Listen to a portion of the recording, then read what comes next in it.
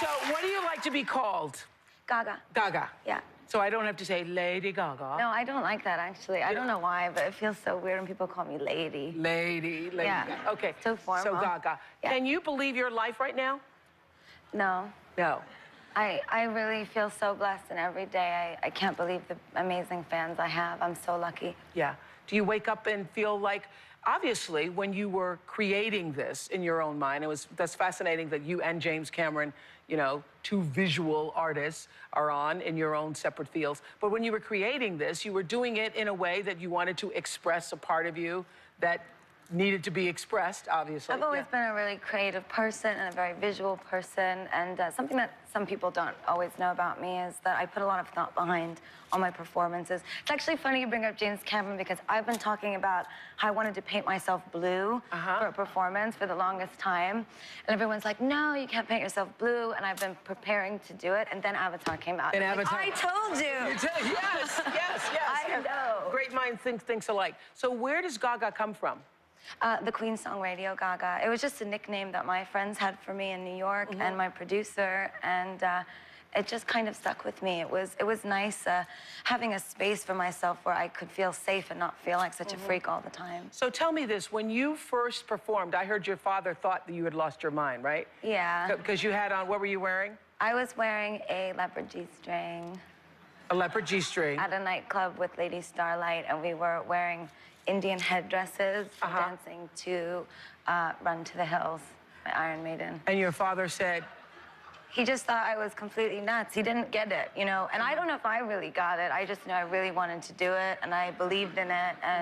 And I think it was the nature of doing these sort of shock art, pop cultural commentary pieces that, like the VMA performance, for me, that was a commentary about Princess Diana and about being a martyr to fame and how she touched my life and my mother's life when I was so young. So in my own way, I don't even think people made that connection for that performance. And then paparazzi, when you do paparazzi, that's some of the same thing. Yes. Yeah.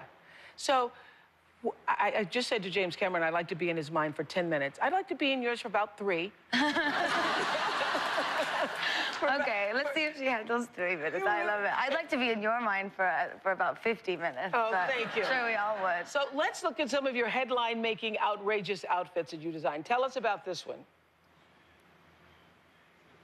Oh, yeah. Well, that's Alexander McQueen, and I added the hat to it. It's an archive. It's the oldest archive in the McQueen collection, and it was meant to be a continuation of the VMA performance. So after I, the princess, had been murdered by the paparazzi, the red lace was meant to symbolize sort of my eternal martyrdom. And this? Oh, well, that's, you know, well, that's Jean de Castelbaljac's outfit, and I don't like to wear fur, so it was my way of making a comment about fur, because it looks like a bunch of dead Muppets. Like a bunch of dead Muppets. Yeah. Absolutely. Oh, that's the Queen. Well, I kind of wanted to do an homage to the Queen. Yes.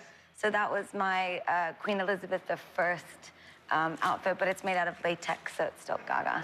Still Gaga. So do you spend a lot of time thinking about it, or does it just come? The outfits, the creative expression? The inspiration comes naturally, but I put a lot of time and effort into everything I do, and to the point that I do nothing else. I mean, I wake up in the morning and I work creatively all day on all future things that I'm doing. So what's a day like? You're thinking about? I wake up in the morning and I get on my computer and I have files, lists of references, and I have reference boards with all of my materials on them. And I basically call the House of Gaga all day and argue with them about what I want to do while they tell me, you can't do that. And I say, yes, I can bleed to death on domestic television if I want to. So, you know, for me, it's all about, you know, being provocative is not just about getting people's attention. It's about really saying something that affects people in a real way, in a positive way. Right. So all the things that I do in terms of the fame and in terms of the fame monster, it's meant to sort of make it a bit easier to swallow this kind of horrific media world that we live in. We'll have more with Lady Gaga when we come back. We'll be right back.